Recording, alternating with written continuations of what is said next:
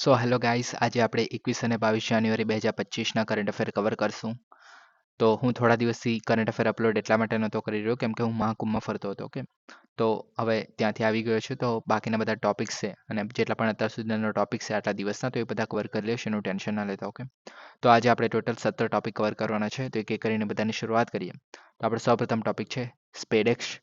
તો સ્પેડેક્સ મિશન જે છે, તો ઇસરોએ જે છે સ્પેડેક્સ મિશન હેઠળ પોએમ ઉપગ્રહ પર 24 વૈજ્ઞાનિક પ્રયોગો જે છે એક રીતે લોન્ચ કર્યા છે. તો ઘણા મહત્વના છે, એના વિશે પણ વાત કરશું. ત્યાર પહેલા આપણે સ્પેડેક્સ મિશન વિશે વાત કરીએ. તો સ્પેડેક્સ મિશનમાં શું છે, તો કે એનું ફૂલ ફોર્મ છે પહેલાં તો કે સ્પેસ ડોકિંગ એક્સપેરિમેન્ટ. ઓકે, તો આમાં ડોકિંગ એટલે શું તેની વાત કરીએ સૌપ્રથમ.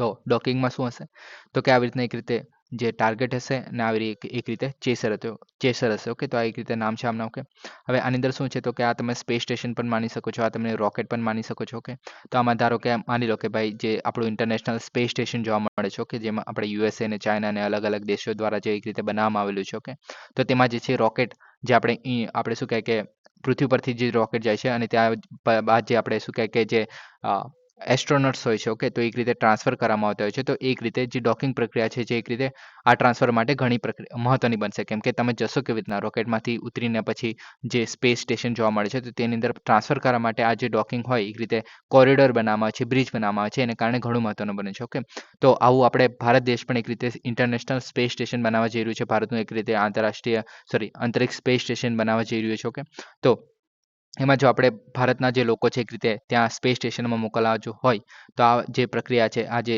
જોડાણ છે એક રીતે મહત્વનું બને છે. ઓકે, તેને કારણે જે છે આ સ્પેસ મિશન જે હતું સ્પેડેક્સ મિશન, તે ઘણું મહત્વનું છે. ઓકે, આવી જે પ્રક્રિયા જે છે પૂરી પાડવા માટે. ઓકે, હવે ભારતીય અવકાશ સંશોધન સંસ્થા એટલે કે ઈસરો છે, એના દ્વારા સ્વાયત્ત સ્પેસ ડોકિંગ ટેકનોલોજી જે છે વિકસાવવાની એક રીતે હેતુ હતો.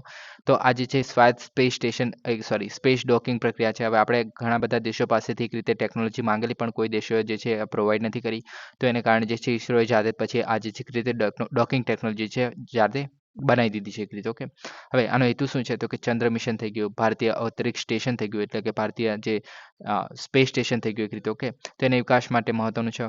ઓકે, હવે આને જે લોન્ચ વાહન કયું હતું, તો કે PSLV C-16 જે છે આ મિશન માટે એક રીતે લોન્ચ કરવામાં આવેલું અને 470 કિલોમીટરની ઊંચાઈ પર એક રીતે 55 ડિગ્રી પર ઝોક પર એક રીતે આ જે છે આપણે પરિભ્રમણ કક્ષા જે જોવા મળશે, તો તેમાં જે છે આ ડોકિંગ પ્રક્રિયા પૂર્ણ કરવામાં આવેલી. ઓકે, હવે ડોકિંગ પ્રક્રિયાની જો આપણે વાત કરીએ, તો આની અંદર એક રીતે ટાર્ગેટ હતું અને ચેસર હતું. તો આપણે જોયું કે કયું ટાર્ગેટ, તો ટાર્ગેટ જે છે એમાં SDX-02 હતું અને જે ટાર્ગેટ જે છે SDX-01 હતું અને ચેસર જે છે SDX-02. ઓકે, હવે આની અંદર જે છે 10 થી 20 કિલોમીટરની જે રીતે જે અંતર જોવા મળે છે, એટલે કે આ બંને વચ્ચે ચેસર અને ટાર્ગેટ વચ્ચે, તો એને જે છે એક રીતે ફાર રેન્ડેઝવર્સ કહેવામાં આવે છે. તો આની અંદર શું કરવામાં આવે છે કે ભાઈ જે ટાર્ગેટ અને ચેસર છે, તો એને એક જ ઓર્બિટમાં, હવે આપણે આની વાત કરીએ, નોર્મલ વાત કરીએ, તો કે આપણે જે છે રોકેટ લોન્ચ કરવામાં આવેલું, તો એની અંદર આ જે ટાર્ગેટ અને ચેસર બંને સાથે જ મોકલવામાં આવેલો. ઓકે, પણ ફ્યુચરમાં શું હશે કે ધારો કે આપણું જે ભારતીય સ્પેસ સ્ટેશન છે, તો તે અવકાશમાં જશે. તો અહીંયા આપણે જે છે એક રીતે શું કહે કે ભારતમાંથી પૃથ્વી પરથી જે છે એક રીતે આપણે રોકેટ લોન્ચ કરશું અને એ જે છે એક રીતે જોડાણ કરશે જે ભારતીય સ્પેસ સ્ટેશન છે, ત્યારે એક જ ઓર્બિટમાં મતલબ લાવવાનું, ત્યારબાદ જે છે આ પ્રક્રિયા પૂર્ણ કરવી એક રીતે ઘણું અઘરું કામ કહેવાય. ઓકે, હવે એ પણ કરી લેશે એક રીતે. ઓકે, એના માટે જ આ પ્રયોગ જે છે એક રીતે કરવામાં આવેલો. ઓકે, તો આ જે છે જે 10 થી 20 કિલોમીટરની જે ડિસ્ટન્સ જોવા મળશે, તેને કહેવામાં આવે છે ફાર રેન્ડેવસ. ઓકે, તો આ જે છે એક રીતે ડિસ્ટન્સ લાવવામાં આવે છે અને ત્યારબાદ જે છે આપણે જે સ્પીડ જોઈએ આમાં, તો એકદમ પ્રિસાઇઝલી કરવામાં આવેલી એક રીતે 10 માઇક્રોમીટર પ્રતિ સેકન્ડના ઝડપથી જે છે એક રીતે એકબીજાની નજીક લાવવામાં આવેલા અને ત્યારબાદ જે છે આ બંનેનું જોડાણ કરવામાં આવેલું, એક રીતે ડોકિંગ કરવામાં આવેલું. ઓકે, હવે ડોકિંગ પછી જે છે મિશન પેલોડ કામગીરી માટે અનડોક કરતા પહેલા જે છે વિદ્યુત ટ્રાન્સફરનું પણ નિદર્શન કરવામાં આવેલું. આની અંદર વિદ્યુત ટ્રાન્સફર પણ કરવામાં આવેલું એકબીજામાં. ઓકે, જે આપણે ટાર્ગેટ અને ચેસર જોવા મળે છે તેની અંદર. ઓકે, આગળ વાત કરીએ તો કે પ્રથમ અવકાશ ડોકિંગ જે છે કહેવાને તો કોસ્મોસ 186 અને કોસ્મોસ 188. ઓકે, તો 1967માં તમે વિચારી શકો છો કે જે સોવિયત યુનિયન છે તેનો 1967માં જે છે આ એક્સપેરિમેન્ટ કરીને પૂર્ણ કરેલો અને ત્યારબાદ ઇન્ટરનેશનલ સ્પેસ સ્ટેશન બનાવી બી દીધું છે અને બીજા બધા દેશો જે છે આમાં ડોકિંગ પ્રક્રિયા કરે પણ છે. ઓકે, તો આ ભારત દ્વારા પ્રથમ વખત હતું અને એને કારણે જે છે ભારત એ ચોથો દેશ બની ગયો છે આ વસ્તુ પ્રાપ્ત કરવામાં. ઓકે, અત્યાર સુધીમાં કોણ કોણ હતું, તો કે યુનાઇટેડ સ્ટેટ, રશિયા અને ચીન હતું. ઓકે, હવે ચીનનું પણ એક રીતે જે શું કહે કે સ્પેસ સ્ટેશન જોવા મળે છે 2022થી, તેનું તિયાંગ એવું કંઈ નામ છે. ઓકે, તો આ જે છે એક રીતે મહત્વનું એક્સપેરિમેન્ટ જોવા મળે છે, કેમ કે ભારત પણ જે ભારતીય સ્પેસ સ્ટેશન બનાવવા જઈ રહ્યું છે એને કારણે. ઓકે, તો આ થઈ ગયું આપણું જે સ્પેડેક્સ મિશન છે તે. ઓકે, હવે આની સાથે જ આપણે જે પોએમ છે તેના પણ 24 એક્સપેરિમેન્ટની જે વાત કરવામાં આવી છે તેની વિશે વાત કરીએ.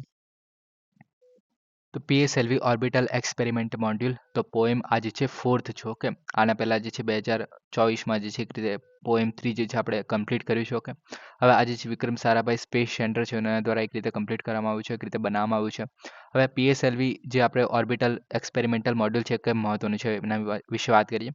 તો આપણને બધાને ખબર છે કે ભાઈ મોસ્ટલી જે રોકેટ હોય છે, તો આપણે જે GSLVની વાત કરીએ તો એમાં જે મોસ્ટલી જે છે 3 સ્ટેજ જોવા મળતા હોય છે. ઓકે, જેમાં આપણે ફ્યુલની જો વાત કરીએ તો સોલિડ, લિક્વિડ, લિક્વિડ એવી રીતના. ઓકે, અને ત્યારબાદ આપણે જો PSLVની વાત કરીએ તો એમાં આપણે 4 સ્ટેજ એક રીતે જોવા મળતા હોય છે. ઓકે, તેમાં આપણે જે સોલિડ, લિક્વિડ એ રીતે ફ્યુલ જોવા મળે છે. ઓકે, તો આટલું બધાને ખબર જ છે.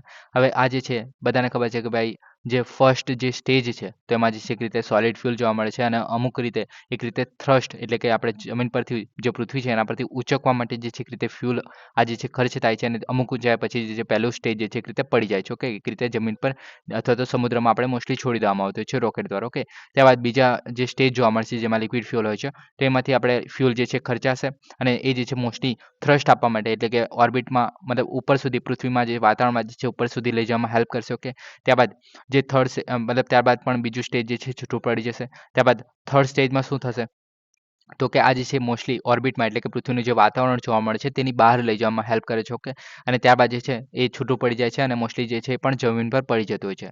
હવે પ્રોબ્લેમ ક્યાં આવે છે કે ચોથા સ્ટેજમાં ચોથા સ્ટેજમાં શું થતું હતું કે ચોથું સ્ટેજ જે છે જે આપણે પેલોડ છે, ધારો કે આપણે કોઈ સેટેલાઇટ લોન્ચ કરવાની છે, તો એને જે છે સ્પેસિફિક ઓર્બિટ એટલે કે જે ભ્રમણ કક્ષામાં છે ત્યાં પહોંચાડવા માટે જે છે ચોથું સ્ટેજ ઉપયોગમાં થતું હતું. અને ત્યારબાદ જે છે એ સ્પેસિફિક ઓર્બિટમાં આપણે જે સેટેલાઇટ છે છોડી દીધા પછી આ જે ચોથું સ્ટેજ છે તે મોસ્ટલી જે છે વાતાવરણમાં નહીં, સ્પેસમાં જે છે ઓર્બિટમાં અથવા તો ગમે ત્યાં ફરતું રહેતું હોય છે, અને અમુક ટાઈમ પછી જે છે જમીન પર પડી જતું હોય છે. ઓકે, અને અમુક વાર પડતું પણ નથી અને એક રીતે સ્પેસમાં ડેબ્રિસ એટલે કે સ્પેસનો એક રીતે કચરો બનીને રહી જાય છે. ઓકે, તો એવું ના થાય તો એના માટે શું કરવામાં આવેલું તો કે આ એક નવું મતલબ કોન્સેપ્ટ જનરેટ કરવામાં આવેલો કે ભાઈ જે ચોથું સ્ટેજ છે એની અંદર આપણે અલગ અલગ એક્સપેરિમેન્ટ જ મૂકી દઈએ. ઓકે, હવે આ એક્સપેરિમેન્ટ શું કરશે તો કે આવી રીતના અલગ અલગ ધારો કે આપણે PSLV 3ની વાત કરીએ તો PSLV જે ઓર્બિટલ એક્સપેરિમેન્ટલ મોડ્યુલ છે. ઓકે, તો એમાં જે 3 જોવા મળતું હતું, ત્રીજું જે આપણે કરેલું 2024માં એક રીતે, તો એમાં એક રીતે 9 જેટલા એક્સપેરિમેન્ટ જોવા મળતા હતા.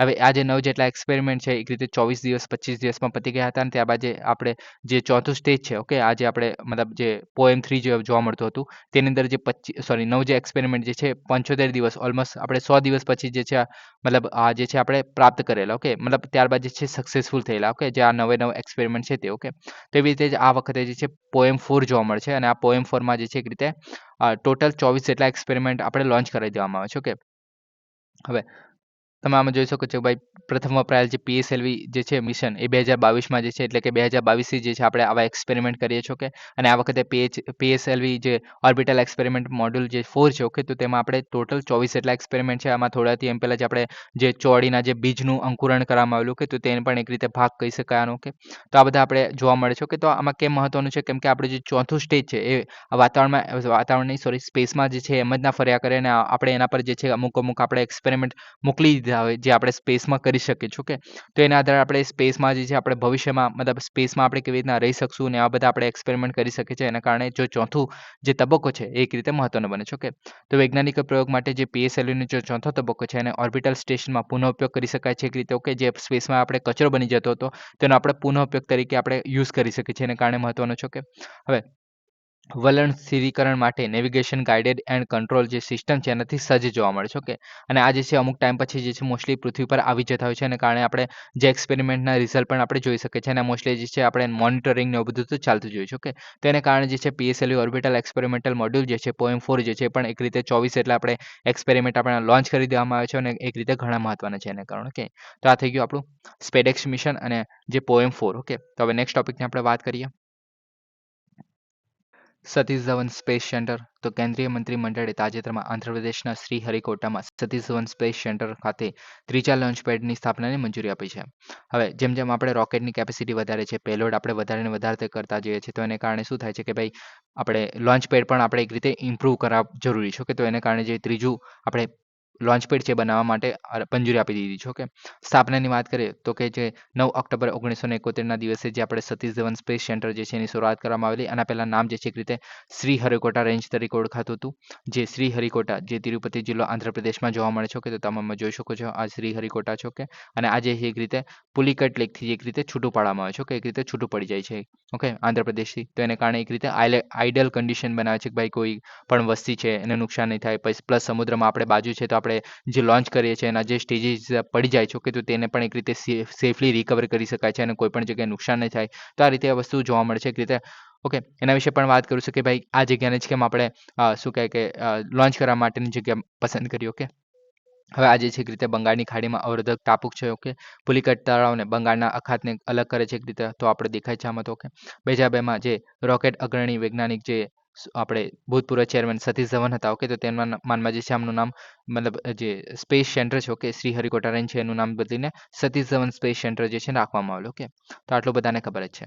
હવે જે સ્થાનિક પસંદગીની વાત કરીએ તો રોકેટનો વેગ વધારવા માટે પૃથ્વીના પરિભ્રમણનો ઉપયોગ કરે છે. તો આપણને બધાને ખબર છે કોરિયોલિસ ફોર્સની વાત કરીએ છીએ. ઓકે, તો તે પણ એક રીતે હેલ્પફુલ થાય છે. પ્લસ આજે આપણે આખા ઇન્ડિયાની જો વાત કરીએ છીએ તો આપણે વિષુવવૃત્ત જે છે ઓલમોસ્ટ અહીંયા કસે આવેલું છે. ઓકે, તો આ એક રીતે વિષુવવૃત્તની નજીક ગણવામાં આવે છે. તો એને કારણે જે છે અહીંયાથી લોન્ચ કરવામાં આવે છે. ઓકે, આ તમે જોઈ શકો છો આમાં લખેલું છે કે ભૂસ્તર ઉપગ્રહમાં લોન્ચ કરવા માટે. ઓકે, પછી માનવ વસાહતોનો જોખમમાં ઘટાડો કરવામાં છે કેમ કે આપણે શું કહે કે છૂટો પડેલું છે એક રીતે. તમે આમાં જોઈ શકો છો આગળ આપણે સ્લાઇડમાં જોયું કે ભાઈ જે પુલિકોટ લેક છે એનાથી છૂટું પડી જાય છે એને કારણે માનવ વસ્તી છે તેનાથી દૂર આપણે એક્સપેરિમેન્ટ કરી શકીએ છીએ. ઓકે, પાણી પર રોકેટના કાટમાળની અસર સુનિશ્ચિત કરે છે. ઓકે, તો દરિયા કાંઠા મતલબ આપણે જે શું કહે કે મોટા પ્રમાણમાં જે આપણે અગ્નિ ઉત્પન્ન થતી હોય છે રોકેટના પાછળના ભાગથી. ઓકે, તો તે પણ એક રીતે સમુદ્ર કિનારો છે તેની તરફ આપણે એક રીતે વળાંક આપી દેવામાં આવે છે કે જેથી નુકસાન ઓછામાં ઓછું થઈ શકે. ઓકે, તો આ બધું છે એને કારણે જે છે આ જગ્યા પસંદ કરવામાં આવી છે. ઓકે, હવે 1968માં જે છે વિક્રમ સારાભાઈ દ્વારા જે આબિદ હુસેનના સમર્થનથી જે છે એક રીતે બનાવવામાં આવેલું. ઓકે, જમીન સંપાદનની વાત કરીએ તો ઓક્ટોબર 1968 સુધી 40,000 એકરમાં હતું. ઓકે, ત્યારબાદ પીએસએલવી જીએસએલવી ચંદ્રયાન મંગળયાનનું આયોજન કરે છે. તો આપણે આટલું જ તો આપણે બધાને ખબર છે કે આટલું આપણે જોઈ લીધું છે. ઓકે, તો આ થઈ આપણું સતીશ ધવન સ્પેસ સેન્ટર. ને ત્રીજું પેલોડ છે એના વિશે આપણે ઓલરેડી ત્રીજું જે આપણે લોન્ચ પેડ હતું તેના વિશે આપણે ઓલરેડી વાત કરી લીધી છે. ઓકે, થોડી આગળના લેક્ચરમાં. ઓકે, તો હવે નેક્સ્ટ ટોપિક વિશે વાત કરીએ. એક્સરસાઇઝ લા પેરોસ.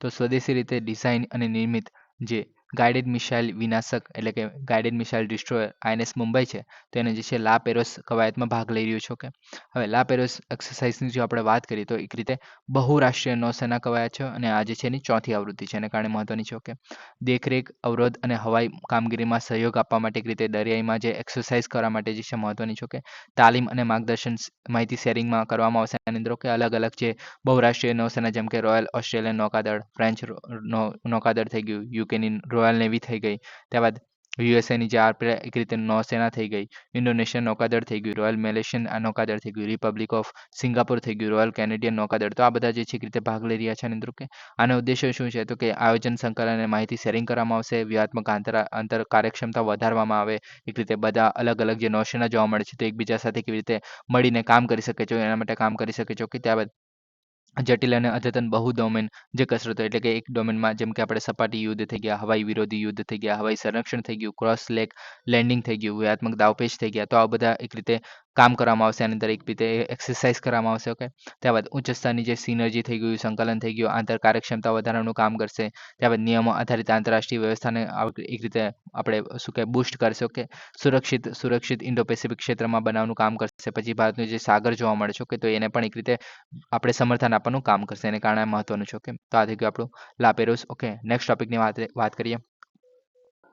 પગાર પંચ. તો પ્રધાનમંત્રીની અધ્યક્ષતામાં કેન્દ્રીય મંત્રીમંડળે 8મા પગાર પંચની સ્થાપનાને મંજૂરી આપી છે, જેનો ઉદ્દેશ્ય લગભગ 50 લાખ કેન્દ્રીય કર્મચારીઓના પગાર અને 65 લાખ પેન્શનરો છે એના ભથ્થામાં સુધારો કરવાની છે. ઓકે, હવે પગાર પંચની જો આપણે વાત કરીએ તો કેન્દ્ર સરકાર દ્વારા સ્થાપિત સંસ્થા છે એક રીતે. ઓકે, કેન્દ્ર સરકારના કર્મચારીઓ અને પેન્શનરો માટે પગાર ભથ્થા અને પેન્શન માળખાની સમીક્ષા અને ભલામણ કરવાનું કામ કરે છે. ઓકે, તો નાણાં મંત્રાલય હેઠળ જે 6 ડિપાર્ટમેન્ટ જોવા મળે છે તો એમાંનું એક ડિપાર્ટમેન્ટ જે ખર્ચ વિભાગ છે એક રીતે, તો એના દ્વારા જે છે સ્થાપના કરવામાં આવે છે. ઓકે, સરકાર દ્વારા લગભગ 10 વર્ષના અંતરાલે જે છે મોસ્ટલી લાવવામાં આવતો હોય છે. ઓકે, જરૂરી નથી એના પહેલાં પણ લાવી શકે છે પણ સરકારને લાગે ત્યારે. ઓકે, મોસ્ટલી જે છે 10 વર્ષના અંતરાલમાં લાવવામાં આવતો હોય છે. ઓકે, હવે સરકારી કર્મચારીઓ માટે વ્યાજબી વળતર સુનિશ્ચિત કરવાનું કામ કરે છે.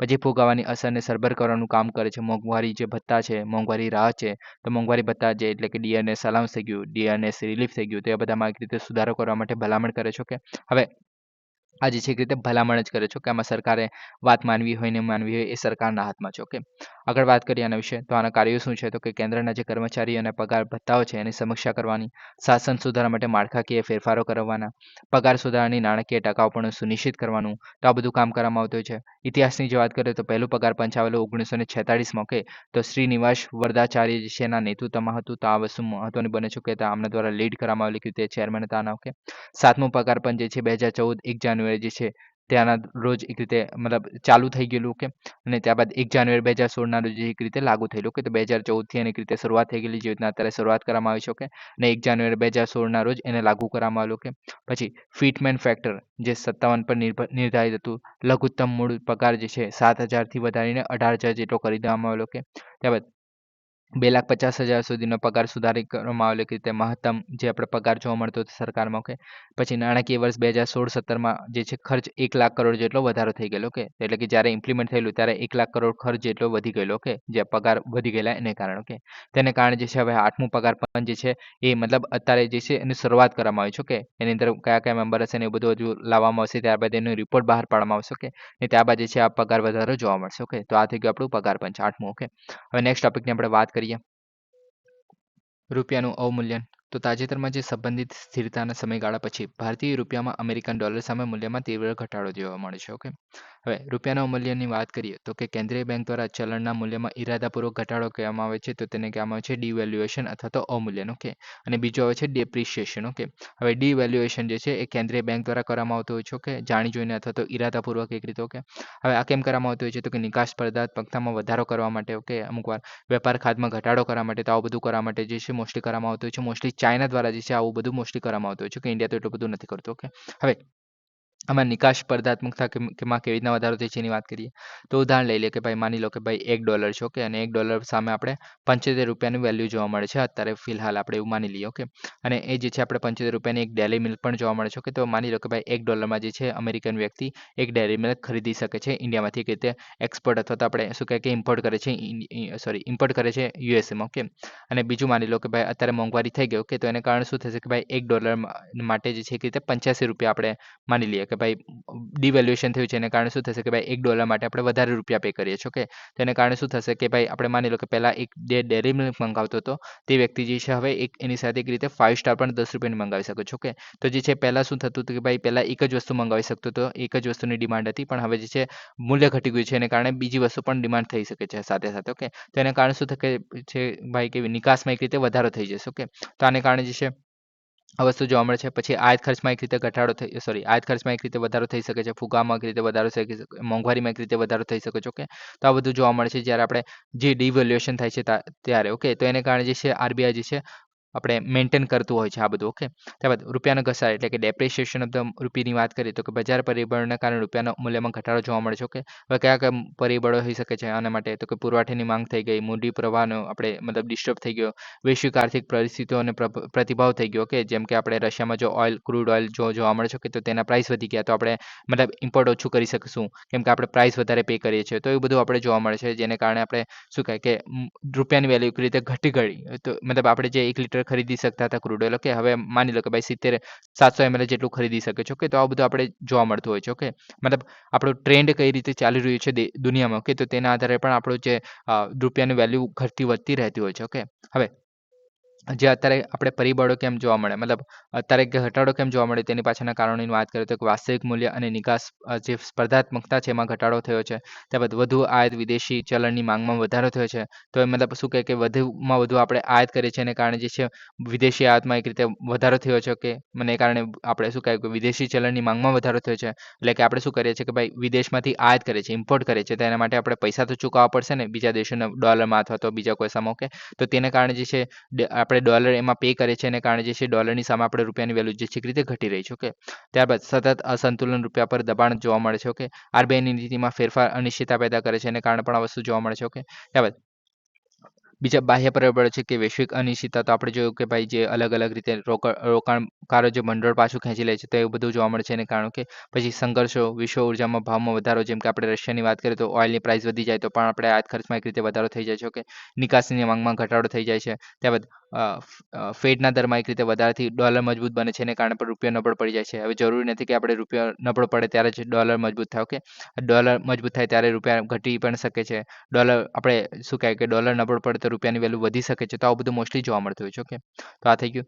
આગળ વાત કરીએ તો કે આયાત ખર્ચમાં વધારો, તો કે ક્રૂડ તેલ છે, ઇલેક્ટ્રોનિક્સ છે, કાચા માલની કિંમત થઈ ગયું, તો આ બધું વધુ હોય તો એને કારણે પણ આપણે રૂપિયાનો ઘટાડો થઈ શકે છે. ઓકે, ત્યારબાદ આયાત ખર્ચમાં વધારો થાય છે, સ્થાનિક ભાવમાં વધારો થાય છે, ઊંચા ઇનપુટ્સ ખર્ચમાં આપણે સમય જતાં ફાયદામાં ઘટાડો થાય છે. ઓકે, પછી રોકાણકારોનો વિશ્વાસ ઘટે છે, જેને કારણે ઉપાડ થઈ જાય છે. એને કારણે જે ઇન્ડિયામાં જે ડોલર ઇન્વેસ્ટ થયા હોય તે પાછા યુએસએમાં ખેંચાઈ જાય, એને કારણે શું છે કે રૂપિયાની વેલ્યુ હજુ ઘટી જશે. ઓકે, વિદેશી ચલણનું દેવું વધુ મોંઘું બને છે. ઓકે, તો કેમ કે આપણે શું કહેવાય કે રૂપિયા આપણે ₹75 આપણે પહેલાં આપી શકતા હતા એક રીતે શું કહેવાય કે દેવું ભરવા માટે, પણ હવે ₹85 આપશું ત્યારે $1 જેટલી કિંમત આપણે પ્રદાન કરશું, તેના કારણે શું થઈ ગયું કે આપણે એક રીતે દેવું મોંઘું થઈ ગયું. ઓકે, તો આ બધું જોવા મળે છે જ્યારે આપણે રૂપિયાની વેલ્યુ ઘટી જાય છે ત્યારે. ઓકે, તો આ થઈ ગયું આપણું.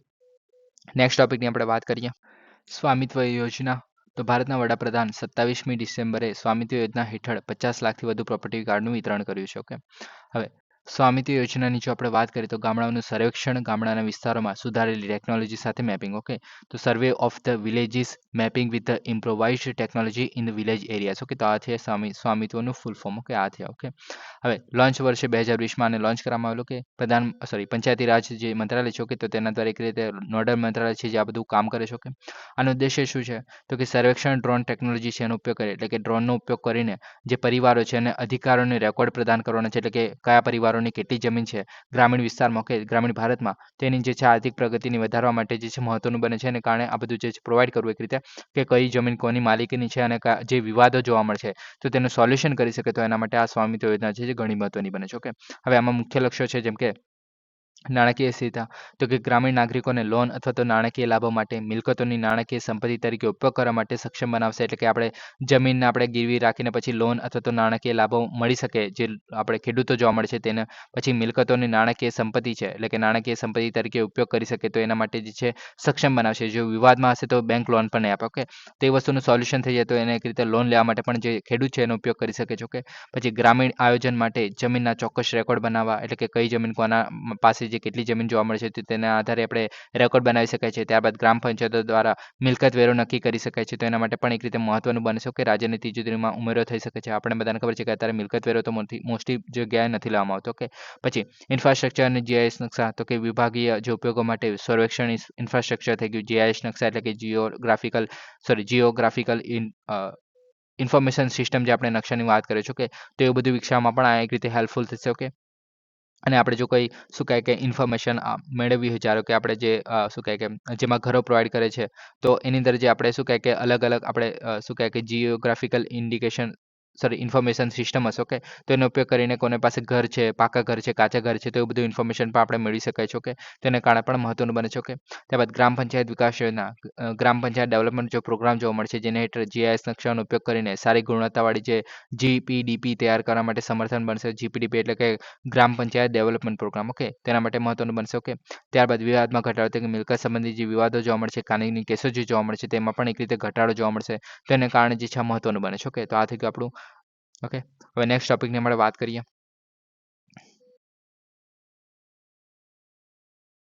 મેજર ધ્યાનચંદ ખેલ રત્ન પુરસ્કાર. તો રાષ્ટ્રપતિ ભવનમાં રાષ્ટ્રનું નામ રોશન કરનારા જે નોંધપાત્ર સિદ્ધિઓને ભારતનો સર્વોચ્ચ રમતગમત પુરસ્કાર મેજર ધ્યાનચંદ ખેલ રત્ન પુરસ્કાર જે છે એનાયત કરવામાં આવે છે. ઓકે, હવે આ ખેલ રત્ન પુરસ્કારની જો આપણે વાત કરીએ તો 1991-92માં એને રાજીવ ગાંધી ખેલ રત્ન પુરસ્કાર તરીકે ઓળખવામાં આવતો હતો, અને 2001માં એનું નામ ચેન્જ કરીને મેજર ધ્યાનચંદ, જે આપણે હોકીના ખેલાડી હતા, તેમના નામ પરથી રાખવામાં આવ્યું. ઓકે, હવે એમનો ધ્યેય જે છે ઉત્કૃષ્ટ આંતરરાષ્ટ્રીય રમતગમત પ્રદર્શનને ઓળખવા, રમતવીરોને પ્રોત્સાહન આપવા માટે, ભાવિ પેઢીઓને પ્રેરણા આપવા માટે જે છે એનો ધ્યેય છે. ઓકે, આ પુરસ્કારનો ધ્યેય. ઓકે, ભારત સરકારનું યુવા બાબતો અને રમતગમત મંત્રાલય છે એના દ્વારા જે છે પુરસ્કાર એક રીતે આપવામાં આવતો હોય છે. Okay, mostly.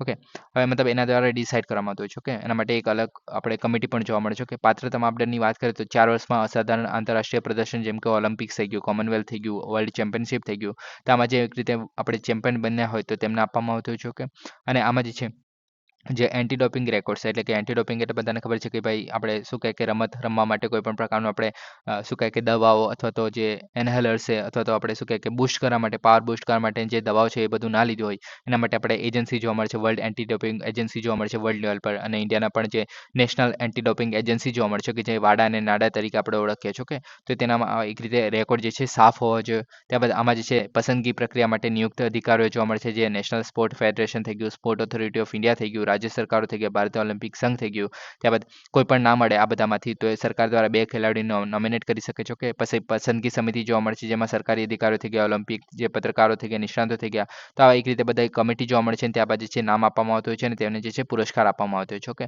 હવે આ વર્ષની જો આપણે વાત કરીએ તો પ્રાપ્તકર્તા કોણ છે, તો કે મનુ ભાકેર, જે શૂટિંગમાં મને મળ્યું છે. ઓકે, ત્યારબાદ ડી ગુકેશ તો ચેસ માટે મળ્યું છે, તો બધાને ખબર છે. ઓકે, ત્યારબાદ હરમનપ્રીત જે સિંહ છે, ઓકે, તેમને હોકીમાં મળ્યું છે, અને પ્રવીણ કુમાર તેમને જે છે પેરાલિમ્પિક્સ જે હાઈ જમ્પ છે તો એમાં મળ્યું છે. ઓકે, તો આ થઈ ગયું આપણું મેજર ધ્યાનચંદ ખેલ રત્ન પુરસ્કાર. ઓકે, તો નેક્સ્ટ ટોપિકની આપણે વાત કરીએ. સ્ટાર્ટઅપ ઇન્ડિયા તો 16 જાન્યુઆરી 2025ના રોજ ભારત સ્ટાર્ટઅપ ઇન્ડિયાના 9 વર્ષ પૂર્ણ કરે છે, જે 2016માં શરૂ કરવામાં આવેલી જે પરિવર્તનકારી યાત્રા જે રાષ્ટ્રીય સ્ટાર્ટઅપ દિવસ છે એને તરીકે નિયુક્ત કરવામાં આવેલ છે. અને આ પ્રસંગે એક મજબૂત અને સમાવિષ્ટ ઉદ્યોગ સાહસિક ઇકોસિસ્ટમને પ્રોત્સાહન આપવા માટે રાષ્ટ્રની પ્રગતિની ઉજવણી કરે છે. ઓકે, તો આપણે જે છે એક રીતે 2016માં જે છે એક રીતે સ્ટાર્ટઅપ ઇન્ડિયાની શરૂઆત કરવામાં આવેલી. ઓકે, અને અત્યારે જે છે ત્યારે 500 જેટલા સ્ટાર્ટઅપ જોવા મળતા હતા, અને અત્યારે જે છે 1.59 લાખ જેટલા જે છે સ્ટાર્ટઅપ જોવા મળે છે, તો તમે પ્રગતિ સમજી શકો છો. ઓકે, હવે સ્ટાર્ટઅપ ઇન્ડિયાની જો આપણે વાત કરીએ તો 16 જાન્યુઆરી 2016માં જે છે ભારત સરકાર દ્વારા સ્ટાર્ટ કરવામાં આવેલું. કે હવે આનો ઉદ્દેશ્ય હતો કે ભાઈ ઉદ્યોગ સાહસિકતાને એક રીતે પ્રોત્સાહન આપવાનું છે. કે પછી પ્રક્રિયાને સરળ બનાવવાની છે, એટલે કે નવા નવા જે સ્ટાર્ટઅપ આવી રહ્યા છે તેને એક રીતે સરળ પ્રક્રિયા દ્વારા એમને લોન્ચ કરી શકાય અથવા તો બનાવી શકાય, અથવા તો એમનું જે કામ છે ઇઝીલી કામ ચાલુ કરી શકાય છે રજિસ્ટર કરીને. ઓકે, ત્યારબાદ ભંડોળ પૂરું પાડવું, એટલે એના માટે જે ફંડ જોવા મળે છે. ઓકે, તો તેના વિશે પણ આપણે વાત કરીશું 2-3 દિવસમાં. ઓકે, પછી નવીનતાનું પ્રોત્સાહન આપવું, તો આ બધું કરવા માટે જે છે સ્ટાર્ટઅપ આપણે જે સંસ્કૃતિ છે, એટલે કે એક રીતે જે એન્ટરપ્રિન્યોરશિપ એટલે કે ઉદ્યોગ સાહસિકતા છે એને એક રીતે આપણે શું કહેવાય પ્રોત્સાહન આપવા માટે જે છે એને સ્ટાર્ટઅપ ઇન્ડિયાની શરૂઆત કરવામાં આવેલી. ઓકે, હવે આ જે છે સરળ પાલન અને સિંગલ વિન્ડો મંજૂરીઓ, શ્રમ અને પર્યાવરણ કાયદો અને સ્વપ્રમાણ પત્ર. ઓકે, એટલે કે જે શું કહે કે કોઈ પણ નવી સ્ટાર્ટઅપ સ્ટાર્ટ કરશે, ઓકે, તેને એક રીતે મંજૂરી આપવા માટે એક સિંગલ વિન્ડો હતો કે ભાઈ એક જ જગ્યાથી જેટલા પણ ક્લિયરન્સ હોય છે, જેમ કે એન્વાયરમેન્ટલ ક્લિયરન્સ થઈ ગયા, કોઈ નવી જગ્યાએ જો આપણે પ્લાન્ટ નાખવો હોય તો એના માટેના ક્લિયરન્સ થઈ ગયા, તો એ બધું જે એક રીતે ઇઝીલી પ્રોવાઈડ કરી શકે, તો એના માટે સિંગલ વિન્ડો આપણે આપવામાં આવેલું. ત્યારબાદ શ્રમ અને પર્યાવરણીય કાયદા છે, તો એક રીતે જે એના માટે શું કહે કે એન્વાયરમેન્ટલ ઇમ્પેક્ટ એસેસમેન્ટ થઈ ગયું, સોશિયલ ઇમ્પેક્ટ એસેસમેન્ટ થઈ ગયું, તો એટલે કે લોકોને શું અસર થશે, તો એવું બધું પણ એ પોતે જાતે જ એનાલિસિસ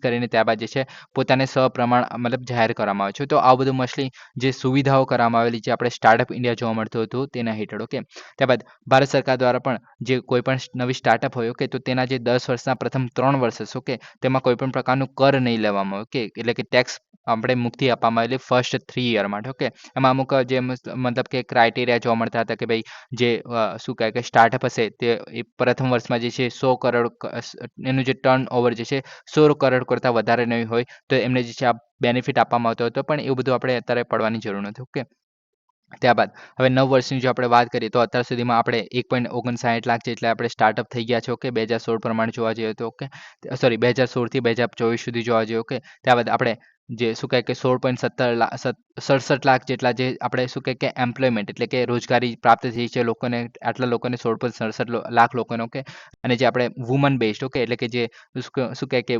73,000 જેટલી જે સ્ટાર્ટઅપ છે તેની અંદર જે આપણે શું કહે કે સેન્ટ્રલ બેન્ચ જે જોવા મળે કે, તો ઓકે, તો તેમાં જે ડાયરેક્ટર તરીકે જે છે એક મહિલા જોવા મળે છે. ઓકે, તેને કારણે જે છે ઘણી ઇફેક્ટિવ અથવા તો શું કહે કે મહત્વનું એક રીતે વાત કરી શકાય જે સ્ટાર્ટઅપ ઇન્ડિયા છે તે. ઓકે, પહેલ જે છે તે. ઓકે, હવે જે ફંડ જો તે એના માટે જે 10,000 કરોડનું એક રીતે ભંડોળ આપવામાં આવેલું છે, જેને કહેવામાં આવે છે સ્ટાર્ટઅપ માટેનું fund of fund. Okay, fund for the startup. Okay, ત્યારબાદ આ જે સ્ટાર્ટઅપ છે એ બાયોટેકનોલોજી થઈ ગઈ, નવીનીકરણ ઉર્જા થઈ ગઈ, કૃષિ પર ધ્યાન કેન્દ્રિત કરવું, તો આ બધા માટે કામ કરે છે. ઓકે, ત્યારબાદ આઈકોટ કર્મયોગી જેવા જે કાર્યક્રમો છે, કૌશલ્ય વૃદ્ધિ માટે શાળાઓ થઈ ગઈ, ખાસ કરીને નોન મેટ્રો પ્રદેશમાં, તો આને કારણે મહત્વનું બને છે. ઓકે, તો આપણે જોઈ લીધો હતો કે જાન્યુઆરી 2025માં છે DPIT okay department of the promotion for the internal and industry promotion industries and internal trade જે આપણે કહીએ છીએ કે તો એક વિભાગ છે ઓકે તો એના દ્વારા જે છે એક રીતે 1.59 લાખથી વધુ જે આપણે સ્ટાર્ટઅપની એક રીતે માન્યતા આપવામાં આવી છે કે આટલા લોકોને જે છે રોજગારી મળી છે. એક મહિલા જોવા મળે છે આપણે 73,151 સ્ટાર્ટઅપમાં ઓકે ભારત પ્લેટફોર્મ ઇકોસિસ્ટમ હિસ્સેદારોને જોડે છે અને તેમના ટેકો આપવાનું કામ કરે છે ઓકે તો એને કારણે જે સ્ટાર્ટઅપ ઇન્ડિયા છે ઘણી મહત્વની બને છે ઓકે હવે આના દ્વારા જે એક રીતે શું કહે કે પ્રભાવ જે એક રીતે શું કહે કે ફેક્ટ બુક અને ભારત સ્ટાર્ટઅપ ચેલેન્જ જે છે એક રીતે લોન્ચ કરવામાં આવ્યું છે કે જે કેન્દ્રીય વાણિજ્ય અને ઉદ્યોગ મંત્રી છે તેના હેઠળ કે 9મા સ્થાપના દિવસની હેઠળ કે જે આપણે 16 જાન્યુઆરી જે ઉજવવામાં આવે છે તેની વાત કરવામાં આવે છે કે તો તે દિવસે આ બંને વસ્તુ લોન્ચ કરવામાં આવી છે કે એના વિશે વાત કરીએ તો આપણે પ્રભાવની જ્યારે વાત કરીએ છીએ તો પ્રભાવ શું છે તો કે સ્ટાર્ટઅપ વિકાસ અને સિદ્ધિઓ જે 2016 થી 2024 છે તો એની વિગતો આપીને એક રીતે માર્ગદર્શિકા છે એક રીતે રિપોર્ટ કહી શકાય ઓકે હવે ડીપીઆઈઆઈટી તો એ જે છે વાણિજ્ય અને ઉદ્યોગ મંત્રાલય છે એના હેઠળ જોવા મળે છે okay department of the promotion for the industries and internal trade જે છે તો એના હેઠળ જોવા મળે છે. હવે આનો ઉદ્દેશ્ય શું છે તો કે ભારતીય સ્ટાર્ટઅપ્સની પરિવર્તનશીલ યાત્રા અને તેમના આર્થિક યોગદાનને પ્રકાશિત કરવાનું છે કે ભાઈ એના આપણે જે સ્ટાર્ટઅપ આપણે સિસ્ટમ લાવે છે ઓકે સ્ટાર્ટઅપનું કલ્ચર લાવી દીધું છે ઇન્ડિયામાં ઓકે તો તેને કારણે શું આપણે ફરક જોવા મળે છે ઓકે તો તેને એક રીતે દર્શાવતી એક રીતે રિપોર્ટ જોવા મળે છે ઓકે સમગ્ર ભારતમાં સિદ્ધિઓ જોવા મળે છે ત્યારબાદ ઉડાણપૂર્વક ભંડોળ પછી વૃદ્ધિ અને ક્ષેત્રની અસર શું થઈ છે તેના માટે પછી ફિનટેકને શું અસર થઈ છે ફિનટેક એટલે કે જે આપણે ફાઇનાન્શિયલ ઇન્ક્લુઝનની વાત કરીએ ઓકે મતલબ ફાઇનાન્શિયલ જે ટેકનોલોજી કે આપણે યુપીઆઈ ને બધું વાત કરીએ છીએ કે તો તેનામાં શું આપણે ફરક પડ્યો છે પછી આપણે હેલ્થને રિલેટેડ જે ટેકનોલોજી છે તેમાં શું ચેન્જ આવે છે એઆઈને રિલેટેડ શું ચેન્જ આવે છે રિન્યુએબલ એનર્જી પર ધ્યાન કેન્દ્રિત કર્યું છે આ બધો રિપોર્ટે તો આ બધું રિપોર્ટમાં જોવા મળ્યું છે ઓકે ત્યારબાદ બીજું શું છે તો કે FS like fund for the startup છે ઓકે તો એના માટે મહિલા ઉદ્યોગ સાહસિકતા પ્લેટફોર્મ છે એના જેવી અલગ અલગ જે નીતિઓને પ્રભાવિત કરી છે ઓકે ટાયર 2 અને ટાયર 3 જે શહેરો છે એમાં સ્ટાર્ટઅપ તરફ યોગદાન વધ્યું છે ટાયર 2 શહેરો કોને કહે કે ભાઈ 20,000 થી 50,000 આપણે વ્યક્તિઓ જોવા મળતા હોય લોકો જો જોવા મળતા હોય શહેરમાં ઓકે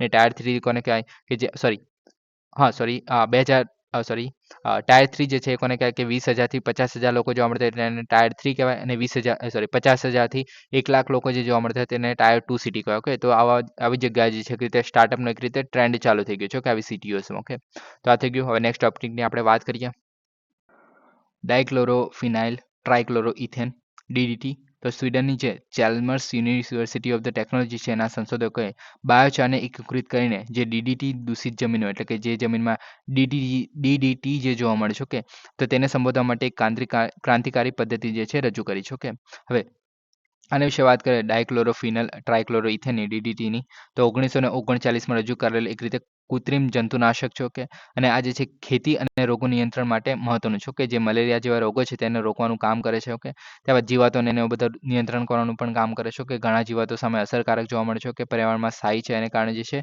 આ નાશ નથી પામતું દાયકાઓ સુધી એને કારણે શું થાય કે જમીનમાં જે છે મોસ્ટલી પડી રહેતું હોય છે અને આ જે છે મોસ્ટલી ચરબીમાં દ્રાવ્ય થઈ જાય છે આપણા શરીરમાં પણ પશુઓના શરીરમાં પણ પ્રાણીઓના શરીરમાં પણ એક રીતે ઓકે ખોરાક શૃંખલામાં બાયોએક્યુમ્યુલેશન તરફ દોરી જાય છે બાયોએક્યુમ્યુલેશન એટલે કે એક શું કહે કે બાયોએક્યુમ્યુલેશન એટલે તમે સિમ્પલી સમજી શકો છો કે ભાઈ એક જ શરીરમાં જે છે દવા ધીમે ધીમે ભેગી થતી જાય છે એને કારણે શું થશે કે ભાઈ તમારું મૃત્યુ પણ થઈ શકે છે તો કેન્સર પણ થઈ શકે છે આવું બધું જોવા મળે છે ઓકે ત્યારબાદ કાર્યોની વાત કરીએ તો કૃષિ અને વનીકરણમાં વપરાય છે ઓકે મચ્છર જેવા રોગોને વાહકોમાં ઘટાડા માટે મદદ થાય છે લાંબા સમય સુધી ઉપયોગમાં લેવાથી માટીની ગુણવત્તામાં ઘટાડો થાય છે એને કારણે ઇકોસિસ્ટમને નુકસાન થાય છે તો આ બધું જોવા મળે છે ડીડીટીને કારણે ઓકે હવે આ જે ટેકનોલોજી બનાવવામાં આવી છે જેમાં ડીડીટીને બાયોચાર ઇન્ફ્લુઅન્સ માટી સાથે જોડવી એટલે કે આમાં જો શું જોવા મળે છે કે ભાઈ જે ડીડીટી દૂષિત જે માટીઓ જોવા મળે છે એટલે કે જે જમીનમાં ડીડીટી જો જોવા મળતું હોય તો એમાં જે છે બાયોચાર ભેળવવામાં આવે છે અને બાયોચાર શું કરે છે કે જે ડીડીટી છે એની સાથે એક રીતે બાંધવાનું કામ કરે છે જે બાયોચાર છે એ મતલબ આની અંદર પ્રક્રિયા શું જોવા મળે કે બાયોચારને જે ભેળવવામાં આવે છે જે દૂષિત જમીન છે તેની જોડે ઓકે અને જે જમીનમાં જે સ્વાસ્થ્યનું મૂલ્યાંકન કરવા માટે પાકને જેવા કે કોળા છે શાકભાજી વિલો છે એ બધું વાવવામાં આવે છે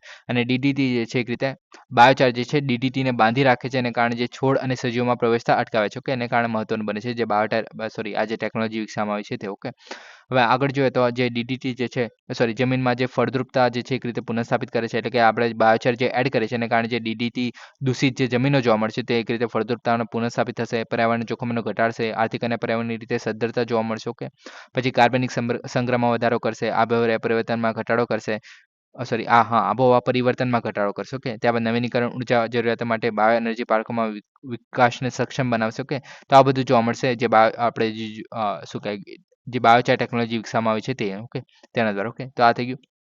નેક્સ્ટ ટોપિકની આપણે વાત કરીએ વર્લ્ડ ઇકોનોમિક ફોરમ. તો વર્લ્ડ ઇકોનોમિક ફોરમે તાજેતરમાં ગ્લોબલ સાયબર સિક્યોરિટી આઉટલુક 2025 અને ગ્લોબલ રિસ્ક રિપોર્ટ 2025 નામના બે અહેવાલ જે છે બહાર પાડ્યા છે ઓકે તો એક એક કરીને બંનેની વિશે વાત કરીએ તો કે ગ્લોબલ સાયબર સિક્યોરિટી આઉટલુક 2025 છે તો એ વર્લ્ડ ઇકોનોમિક ફોરમ જેની સાથે એક્સચેન્જર તો એક રીતે આ સંસ્થા છે ઓકે તો એના દ્વારા એના સહયોગથી એક રીતે બહાર પાડવામાં આવ્યું છે કે આનો ઉદ્દેશ્ય છે કે અર્થતંત્રો સમાજો છે સંગઠનો છે એના પર અસર કરતા જે સાયબર સુરક્ષાના વલણો છે એની તપાસ કરે છે એટલે કે ભાઈ સાયબર સુરક્ષા છે એનાથી આના પર શું શું અસર થાય છે તો એનો ઉદ્દેશ્ય છે ઓકે હવે આજે છે સાયબર ધમકીઓમાં વધારો તો કે ભૂ રાજકીય તણાવ એટલે કે જીઓ પોલિટિકલ જે આપણે જોવા મળે છે કે વર્લ્ડ લેવલ પર તેમાં એક રીતે તણાવ પૂર્ણ થઈ ગયું છે કે નવી ટેકનોલોજી વચ્ચે સાયબર ગુનામાં વધારો થયો છે કે પછી નાના સંગઠનો છે એમાં 2022 કરતાં 7 ગણો વધુ આપણે એક રીતે શું કહે કે સાયબર સિક્યુરિટીના આપણે મુદ્દાઓ જોવા મળે છે એક રીતે શું કહે કે મુસીબતોનો સામનો કર્યો છે કે મોટી સંખ્યામાં સુધારો જોવા મળે છે કે રીતે ઓકે ત્યારબાદ બીજું શું છે તો કે જે લેટિન અમેરિકામાં જે 42% લોકો અને આફ્રિકામાં 36% લોકો જે છે સાયબર સુરક્ષામાં વિશ્વાસનો અભાવ ધરાવે છે યુરોપ અને ઉત્તર અમેરિકાના 15% લોકો જે છે આ પ્રમાણે છે કે ત્યારબાદ 38% જે સંસ્થાઓ છે એ અપૂરતી સ્થિતિસ્થાપકતાનો અહેવાલ આપે છે કે ખાનગી સંસ્થામાં 10% જેટલું આપણે શું કહે કે જોવા મળે છે કે એક રીતે સાયબર સુરક્ષા કે લગભગ 49% જે જાહેર ક્ષેત્રના જે સંસ્થાઓ છે એમાં પૂરતી સાયબર સિક્યુરિટીનો એક રીતે અભાવ જોવા મળે છે કે તો આ બધું જોવા મળે છે સાયબર સિક્યુરિટીમાં કે રિપોર્ટ પ્રમાણે ત્યારબાદ વૈશ્વિક જોખમ અહેવાલ 2025 એટલે કે ગ્લોબલ રિસ્ક રિપોર્ટ 2025 ઓકે તો વર્લ્ડ ઇકોનોમિક ફોરમ દ્વારા જે છે બહાર પાડવામાં આવ્યો છે કે આના સિવાય જે ગ્લોબલ કોમ્પિટિટિવનેસ રિપોર્ટ થઈ ગયો ગ્લોબલ જેન્ડર ગ્રેપ રિપોર્ટ થઈ ગયો ટ્રાવેલ ટુરિઝમ કોમ્પિટિટિવ રિપોર્ટ થઈ ગયો ગ્લોબલ ઇન્ફોર્મેશન ટેકનોલોજી થઈ ગયું પછી future of the jobs report થઈ ગયું એનર્જી ટ્રાન્ઝિટ રિપોર્ટ થઈ ગયું તો આ બધા રિપોર્ટ જે છે મોસ્ટલી વર્લ્ડ ઇકોનોમિક ફોરમ દ્વારા જે બહાર પાડવામાં આવતો હોય છે કે તેમાં એક રિપોર્ટ છે આપણે જો વૈશ્વિક ગ્લોબલ રિસ્ક રિપોર્ટ કે 2025 એનું 20મું એડિશન છે તમે જોઈ શકો છો કે તો આજે છે વિવિધ સમયગાળા દરમિયાન જે જાણકાર નિર્ણય લેવા માટે વૈશ્વિક જોખમોનું વિશ્લેષણ અને પ્રાથમિકતા આપી તો એના માટે જે છે બહાર પાડવામાં છે કે તેની અંદર છે 900+ જે વૈશ્વિક નિષ્ણાંતોની આંતરદ્રષ્ટિ પ્રદાન કરે છે કે તેમાં જે ગ્લોબલ રિસ્ક પરસેપ્શન સર્વે કરવામાં આવેલો કે જેમાં આટલા લોકો મતલબ એક રીતે નિષ્ણાંતો જે છે જોવા મળે છે કે 900+. ઓકે હવે આમાં એક રીતે ફ્યુચરનું પણ પ્રિડિક્શન કરવામાં છે કે 2025ની વાત કરીએ તો અત્યારે જે સાયબર ધમકીઓ જોવા મળે છે ભૂ રાજકીય સ્થિરતા જોવા મળે છે તો બધા તાત્કાલિક જોખમો છે પછી 2029 સુધીની વાત કરીએ તો ટેકનોલોજી અપનાવવાથી જે થતા જોખમો થઈ ગયા સંશોધનની અછત થઈ ગઈ તો એ બધા આપણે રિસ્ક જોવા મળશે ત્યારબાદ 2035 સુધીની વાત કરીએ તો આબોહવા સ્થિતિસ્થાપકતા વસ્તી વિષયક પરિવર્તન જોવા મળશે તો એ બધા જે શું કહે કે જે મુસીબતો છે એ આવશે મતલબ એક રીતે પ્રિડિક્શન કરે છે ઓકે હવે આજે છે જાહેર માળખાકીય જે સુવિધાઓ છે પછી પુરવઠાની શૃંખલાઓ થઈ ગઈ મહત્વપૂર્ણ સેવાની નબળાઈઓ થઈ ગઈ તો આ બધું જે ક્ષેત્રીય અસર જોવા મળશે કે પછી ખંડોમાં જે છે તૈયારીનો તફાવત જોવા મળશે એટલે કે એશિયા ખંડ થઈ ગયું આફ્રિકા ખંડ થઈ ગયું તેમાં જે આપણે શું કહે કે જે આપણે મુસીબતો આવવાની છે તેની તૈયારીમાં એક રીતે તફાવત જોવા મળે છે ઓકે પછી સ્થાનિક વ્યૂહરચનામાં એક રીતે જરૂરિયાતો જોવા મળે છે એક રીતે ઓકે એટલે કે આપણે રિજનલ પ્રમાણે અલગ અલગ પોતાની કેપેબિલિટીઝ પ્રમાણે જે છે તૈયારી કરવાની છે એ વસ્તુની એટલે કે જે મુસીબતો આવે છે તેની તૈયારી રાખવાની જરૂર છે એવું કહેવામાં આવી રહ્યું છે આ રિપોર્ટ દ્વારા ઓકે ઉચ્ચ પ્રાથમિકતા જોખમ શ્રેણીઓ પર કેન્દ્રિત વિશ્લેષણ જોવા મળે છે ઓકે ત્યાં જે છે કે રીતે ઊંડાણપૂર્વક જોખમ વિષયો છે તેને એક રીતે શું કહે કે ઇવેલ્યુએટ કરવાનું કામ કરે છે ઓકે તો આ થઈ ગયું આપણું જે ગ્લોબલ રિસ્ક રિપોર્ટ ઓકે તો આ થઈ ગયું વર્લ્ડ ઇકોનોમિક ફોરમ દ્વારા ઓકે નેક્સ્ટ ટોપિકની આપણે વાત કરીએ એડનનો અખાત તો સંરક્ષણ મંત્રીએ તાજેતરમાં જણાવ્યું હતું કે એડનના અખાત લાલ સમુદ્ર અને પૂર્વ આફ્રિકન જે દેશો છે એને અડીને આવેલા પાણીમાં ખતરો વધી શકે છે ભારતીય નૌકાદળ હાજરી વધારવા અને દરિયાઈ માર્ગોને સુરક્ષિત રાખવા માટે પ્રયાસ કરી રહ્યો છે ઓકે હવે એડનના અખાતની જો આપણે વાત કરીએ તો એડનનો અખાત પહેલાં તો ક્યાં આવેલો છે તો તમે જોઈ શકો છો આ છે આપણો એડનનો અખાત ઓકે ગલ્ફ ઓફ એડન જે આપણે કહીએ છીએ ઓકે તો આપણે અહીંયા જોવા મળશે બલ અલ મંદપ અને આ છે આપણું લાલ સમુદ્ર અથવા તો રેડ સી ઓકે તો આટલું બધાને ખબર છે અહીંયા આપણે કન્ફ્યુઝન થઈ જાય છે અહીંયા છે આપણું પર્શિયન ગલ્ફ અને આ છે આપણો ગલ્ફ ઓફ ઓમન ઓકે ત્યારબાદ આપણે આ છે અહીંયા આપણે જે સ્ટેટ ઓફ હોર્મુઝ ઓકે હોર્મુઝની સામુદ્ર ધુની ઓકે ત્યારબાદ આને કહેવામાં આવે છે આપણે સેનાઈ પેનિન્સ્યુલા ઓકે સિનાઈ પેનિન્સ્યુલા અથવા તો આજુબાજુની વાત કરીએ તો અહીંયા આપણે ગલ્ફ ઓફ અક્વાબા થઈ ગયો આજે ઇઝરાયલ જોડે એક રીતે વિસ્તાર જોવા મળશે કે આ થઈ ગયો આપણો સુએઝ કેનાલવાળો વિસ્તાર ઓકે તો આને જે ગલ્ફ ઓફ સુએઝ પણ કહેવામાં આવે છે કે સુએઝનો અખાત એવું કહેવામાં આવે છે પછી આપણે ઇજિપ્ત થઈ ગયું ઓકે અહીંયા પછી આપણું સુએઝ કેનાલ થઈ ગયું અહીંયાથી આપણે જે મેડિટેરિયન એટલે કે ભૂમધ્ય સમુદ્રમાં જોડવાનું કામ કરે છે ઓકે ત્યારબાદ અહીંયા જે આપણે એદનની વાત કરીએ તો આપણે એદન થઈ ગયો કે અહીંયા ઉપર આપણે ઉત્તરમાં જે છે કે યમન જોવા મળે છે નીચે આપણે સોમાલિયા જોવા મળે છે કે પશ્ચિમ બાજુ જોઈએ તો આપણે એક રીતે અહીંયા જીબુતી જોવા મળે છે ત્યારબાદ આ બાજુ આપણે અરેબિયન સમુદ્ર અથવા તો હિન્દ મહાસાગર જોવા મળે છે ઓકે તો આટલું બધાને ખબર જ છે તો આટલું આપણે જોઈ લીધું છે ઓકે આપણે ઇરેટ એરિયા પણ અહીંયા જોવા મળે છે. પછી આ જે આપણે વિસ્તાર જોવા મળે છે આપણે આખો જે આફ્રિકા વાળો, તો અહીંયા આપણે હોર્ન ઓફ આફ્રિકા કહેવામાં આવે છે. હવે આમાં જે છે 4 કન્ટ્રી જોવા મળે છે, એક રીતે સીડ તરીકે ઓળખવામાં આવે છે. યાદ રાખો હોય તો સીડમાં એસ છે પેલું સોમાલિયા માટે છે. પછી ઈ જે છે એક રીતે ઇરેટ એરિયા માટે છે. પછી ઈ જે છે ઇથોપિયા માટે છે, અને જે ડી છે તે જીબુતી માટે છે. તો તમે આમાં ચારે જોઈ શકો છો. આ થઈ ગયું આપણે સોમાલિયા, ત્યારબાદ આ થઈ ગયું જીબુતી, પછી આ થઈ ગયું આપણે ઇથોપિયા, અને આ થઈ ગયું ઇરેટ એરિયા. તો આ 4 દેશ જે છે ઘણા મહત્વના છે. તો આ થઈ ગયું આપણું ઓવરવ્યુ. કઈ જગ્યા કઈ વસ્તુ આવેલી છે તે આપણે જોઈ લીધું. નેક્સ્ટ વાત કરીએ શું છે એની અંદર. તો કે જે અરબી દ્વીપકલ્પ છે, એક રીતે આફ્રિકન સિંગડા, જે આપણે હોર્ન ઓફ આફ્રિકા જે કહે છે. તો આફ્રિકાનો જે આપણે આવો વિસ્તાર જે જોવા મળે છે. તો મેપમાં નથી દર્શાવ્યું. તો અહીંયા જે આ વિસ્તાર જોવા મળે છે આવી રીતે. તો આને કહેવામાં છે હોર્ન ઓફ આફ્રિકા. જેમાં 4 દેશ જે આપણે અત્યારે જોયા તે આવી જાય છે. લાલ સમુદ્ર અને અરબી સમુદ્ર સાથે જોડવાનું કામ કરે છે. તો આ થઈ ગયું આપણું લાલ સમુદ્ર, અને આપણે અરબી સમુદ્ર સાથે જોડવાનું કામ કરે છે, જે આપણે એધન નૌકા છે તે. તો આપણે જોઈ લીધું. સોરી, આ છે એધન નૌકા છે તે. તો આપણે જે અહીંયા શું જોયેલું આપણે, તો અહીંયા જે આપણે જોયેલું Bab el Mandeb. Sorry, my mistake. Bab el મંદબ જોઈ લો. ત્યારબાદ અહીંયા સ્ટેટ ઓફ હોર્મુઝ છે. આ બંનેમાં કન્ફ્યુઝ થઈ જાઉં છું હું દર વખતે. અહીંયા બલ અલ મંદબ છે અહીંયા, અને આપણે સ્ટેટ ઓફ હોર્મુઝ છે, હોર્મુઝની સમુદ્ર છે. યમન એક બંદર શહેર છે, જે એડનના એટલે શું કહે કે એડન જે નામ છે, જે યમનનું એક બંદર શહેર છે, તો તેના નામ પરથી ગલ્ફ ઓફ એડન એવું નામ આપવામાં આવ્યું છે. અહીંયા 900 કિલોમીટર લાંબો, 500 કિલોમીટર પહોળો, અને આટલો ચોરસ કિલોમીટરમાં ફેલાયેલું છે. તો આ બધું જોઈ લીધું છે. નેક્સ્ટ વાત કરીએ આગળ. તો બીજું શું છે આમાં, તો કે દક્ષિણમાં સોમાલિયા તો આપણે જોઈ લીધું. તો આપણે દક્ષિણમાં સોમાલિયા છે. ઉત્તરમાં આપણે યમન જોવા મળે છે. પૂર્વમાં આપણે અરબી સમુદ્ર જોવા મળે છે આ બાજુ. ને આ બાજુ જોવા મળે છે આપણે જીબુતી. તો આપણે જોઈ લીધું છે આ બધું. પછી ગાર્ડ ફૂડ ચેનલ જોવા મળે છે. તો આ તમે જોઈ શકો છો ગાર્ડ ફૂડ ચેનલ જે કહેવામાં આવે છે અહીંયા. ત્યારબાદ એ જે છે સોમાલી ટાપુ સાથે સોમાલી સમુદ્ર સાથે જોડવાનું કામ કરે છે. જે એદનનો આપણે ગલ્ફ ઓફ એદન છે તેને, જે સોમાલી સમુદ્ર જોવા મળે છે તેની સાથે જોડવાનું કામ કરે છે. હવે સોમાલી સમુદ્ર જે છે કે રીતે આપણે શું કહે કે અરબ જે સમુદ્ર જોવા મળે છે એનો ભાગ છે, અને હિન્દ મહાસાગરનો એ ભાગ છે. એટલે કે એક રીતે શું કહે કે સમુદ્રમાં અલગ અલગ પોતાના રિજન પ્રમાણે નામ આપી દેવામાં આવતા હોય છે. પછી બલ અલ મંદબ જે સમુદ્ર ધુની છે તે લાલ સમુદ્ર સાથે જોડવાનું કામ કરે છે. તો આ વિસ્તાર જે થઈ ગયો આપણે બલ અલ મંદબ કહે છે. અને ત્યારબાદ પશ્ચિમમાં જે જીબુતી નજીક તાડજોરના જે અખાતે આવેલો છે, તો તમે આ નાનો તમે વિસ્તાર જોઈ શકો છો. અહીંયા જીબુતી નીચે. ના દેખાય તો ફરીથી એકવાર દેખાડી દો, 1 મિનિટ. તો આજે નાનો ખાંચો જોવા મળી રહ્યો છે આટલો.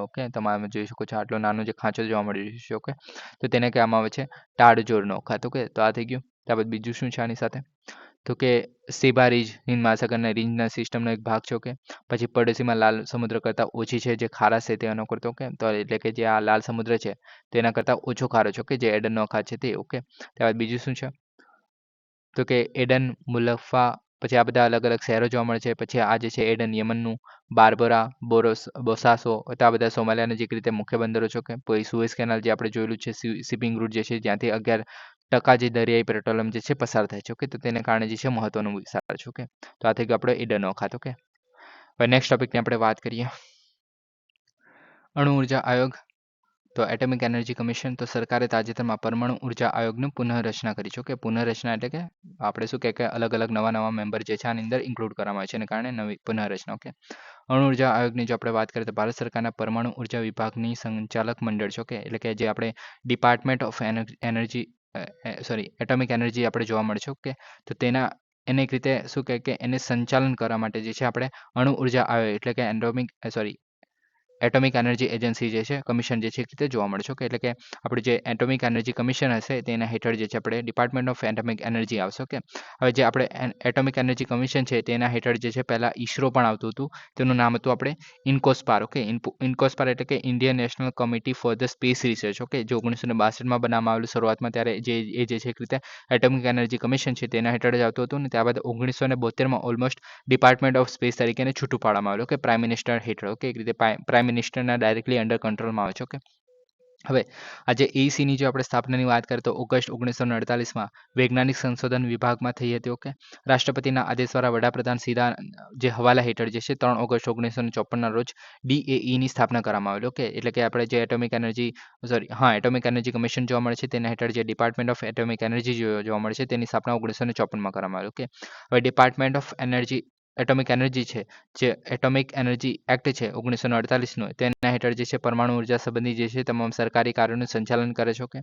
ત્યારબાદ બીજું શું છે આની હેઠળ, તો શું કામ કરે છે તો કે અણુ ઉર્જાના જે છે પાવર અને નોન પાવર એપ્લિકેશન્સ ઓકે તો તેને આવરી લે છે.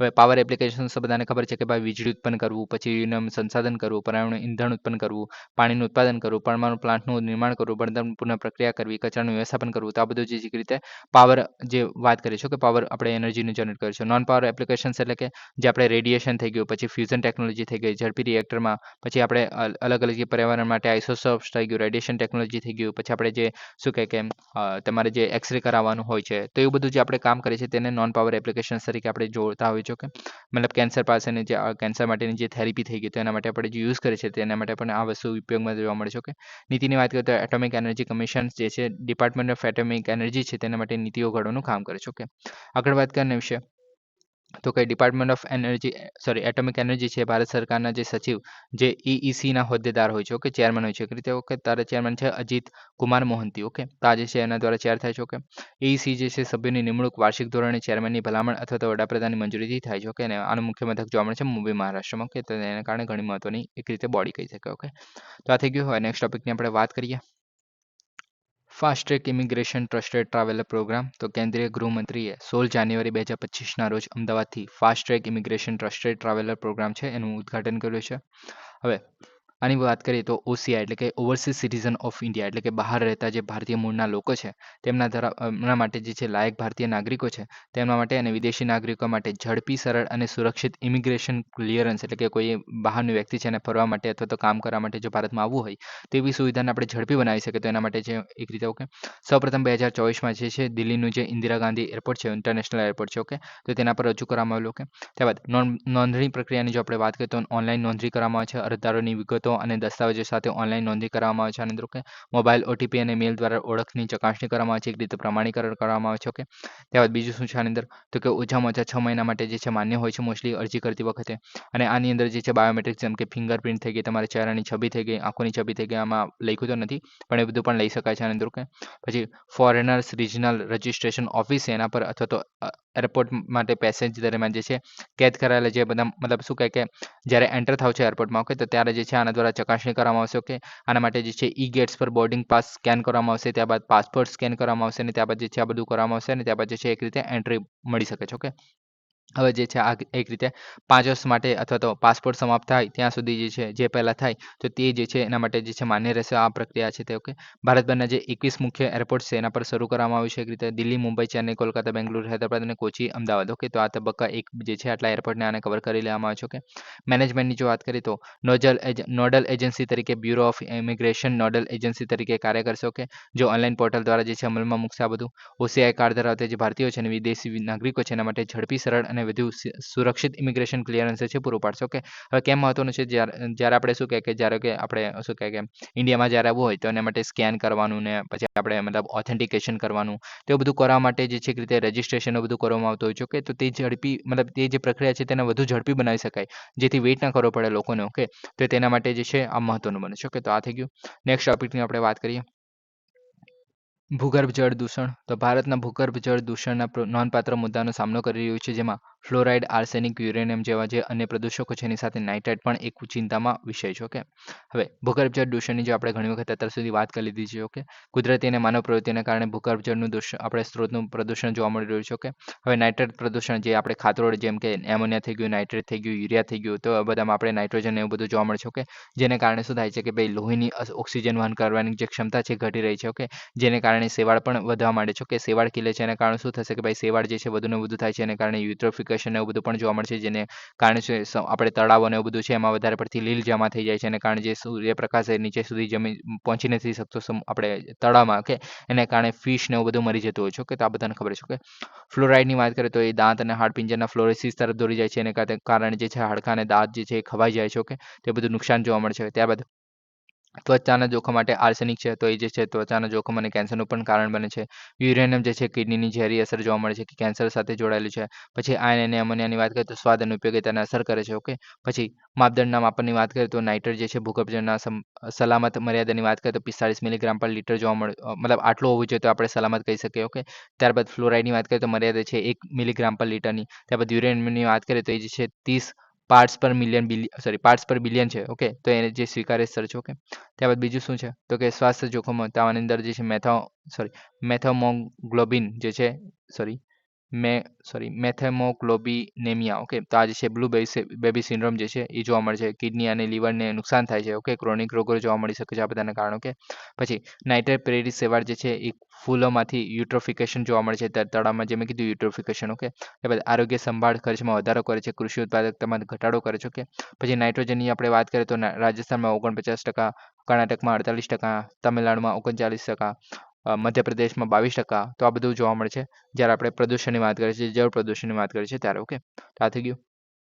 નેક્સ્ટ ટોપિકની આપણે વાત કરીએ તો કે પુરુલિયા વેધશાળા, તો વિજ્ઞાન અને ટેકનોલોજી વિભાગ જે હેઠળ એક સ્વાયત્ત સંસ્થા જે SN Bose centre for the basic sciences છે, તો એને જે છે પશ્ચિમ બંગાળના પુરુલિયા જે જિલ્લો છે એમાં 65 હિલની જે ટોચ છે 600 મીટરની ઊંચાઈ પર છે, એક રીતે વેધશાળાનું ઉદ્ઘાટન કરવામાં આવ્યું છે. ઓકે, હવે આની વાત કરીએ તો કે વિજ્ઞાન અને ટેકનોલોજી વિભાગ છે એના હેઠળ જે SNBCBS છે એના દ્વારા સ્થાપિત છે. ઓકે, વૈજ્ઞાનિક અવલોકન અને તાલીમ માટે 14 ઇંચની ટેલિસ્કોપ જે છે એક રીતે બેસાડવામાં આવ્યું છે. ઓકે, આ જે છે પંચેરી ટેકરી જોવા મળે છે આપણે પશ્ચિમ બંગાળમાં. ઓકે, તો ત્યાં જે છે 600 મીટરની ઊંચાઈ પર એક રીતે લાવવામાં આવ્યું છે. ઓકે, હવે આ જે છે અલગ અલગ અન્ય જગ્યાએ નિરીક્ષણ કેન્દ્રો જોવા મળે છે, જેમ કે આપણે નૈનીતાલમાં Aryabhatta research institute of the observation sciences થઈ ગયું, તમિલનાડુમાં વેનુ બાપુ વેધશાળા થઈ ગયું, પુણેમાં IUCCA થઈ ગયું. તો આ બધું જોવા મળે છે અલગ અલગ વેધશાળા. ઓકે, હવે આ જે વેધશાળા છે એની વાત કરીશ પર્ટિક્યુલરલી, તો એ જે છે નેટવર્ક અને શું કહે કે ખગોળશાસ્ત્રીની જે નેટવર્ક છે જેમાં આપણે રેખાંશ અંતર જે આપણે અક્ષાંશ અને રેખાંશ જોવા મળે છે તે 86 જે ઈસ્ટ જે રેખાંશ જોવા મળે છે. કે તેને એક રીતે કવર કરવાનું કામ કરે છે. ઓકે, આંતરરાષ્ટ્રીય સહયોગ માટે ક્ષણિક ખગોળીય ઘટનાઓનું અવલોકન કરે છે. ઓકે, ખગોળ ભૌતિક સંશોધનો થઈ ગયા, સ્થાનિક ઇકોસિસ્ટમની વૃદ્ધિ થઈ ગઈ, વિદ્યાર્થીઓને સંડોવણીનું પ્રોત્સાહન થઈ ગયું, તો આ બધું કામ કરવાનું કામ કરે છે. ઓકે, તો આ થઈ ગયું. નેક્સ્ટ ટોપિકની આપણે વાત કરીએ તો કોકબોરોક ભાષા. હવે આ જે ભાષા છે એ કઈની છે એ ખાલી મહત્વનું છે આપણા માટે. ઓકે, મોસ્ટલી તો કે આ જે છે નોર્થ ઈસ્ટ સ્ટુડન્ટ ઓર્ગેનાઇઝેશન છે એની એક આપણે બ્રાન્ચ કહી શકીએ, ત્રિપવા સ્ટુડન્ટ ફેડરેશન. ઓકે, તો તેમને તાજેતરમાં અગરતલમાં જે કોકોબોરેટ ભાષા છે એના માટે રોમન લિપિ અપનાવવાની માંગણી સાથે વિરોધ પ્રદર્શન કર્યું હતું. ઓકે, તો આ જે છે એક રીતે ક્યાંની છે તો કે ત્રિપુરાની લેંગ્વેજ છે જે કોકબોરોક ભાષા છે તે. ઓકે, હવે આગળ વાત કરીએ આના વિશે તો કે આ જે છે બોરોક જે ત્રિપુરી લોકોની ભાષા છે, તો આ વસ્તુ ઇમ્પોર્ટન્ટ છે. કોની ભાષા છે તે કોકબોરોક ભાષા જે છે બોરોક ભાષા એટલે કે ત્રિપુરા જે છે એના લોકોની ભાષા છે. કે 19 જાન્યુઆરી 1989 ત્રિપુરાની સત્તાવાર ભાષાઓની એક છે. કે રાજરત્ના કાળ ઓછામાં ઓછી પહેલી સદીમાં જે છે ચીન તિબેટિયન ભાષાનો આમાં ઉલ્લેખ જોવા મળે છે. ઓકે, આમાં જે છે અહેમદ દ્વારા જે છે કોકોબોરોમાં જે કોકબોરો શબ્દ જે છે લખવામાં આવેલો. કે હવે આ બધું યાદ રાખવાની જરૂર નથી કે કોના દ્વારા શું કહેવામાં આવેલું. ઓકે, ત્યારબાદ બીજું શું છે તો કે બ્રિટિશ દ્વારા ત્રિપુરા અથવા ત્રિપા ભાષા તરીકે જોવામાં આવે છે. ઓકે, હવે કોકબોરોક જે આપણે અર્થ જોઈએ તો કોક એટલે કે મૌખિક થાય છે અને બોરોકનો અર્થ થાય છે લોકો અથવા તો માનવ. ઓકે, હવે 2011ની વસ્તી ગણતરી મુજબ 8 લાખ જેટલા જે લોકો છે તે જે છે ત્રિપુરાની વસ્તી જે છે મોસ્ટલી આ ભાષા બોલે છે. ઓકે, તો આ થઈ ગયું. ઓકે, સો ગાઈઝ આજ માટે આટલું જ છે. Okay, please subscribe, like and share. Thank you for listening. અને બાકીના બધા આપણે ટોપિક્સ છે અને લેક્ચર છે એ પણ આવતા રહેશે. Okay, so please subscribe, like and share. Okay, જય હિન્દ.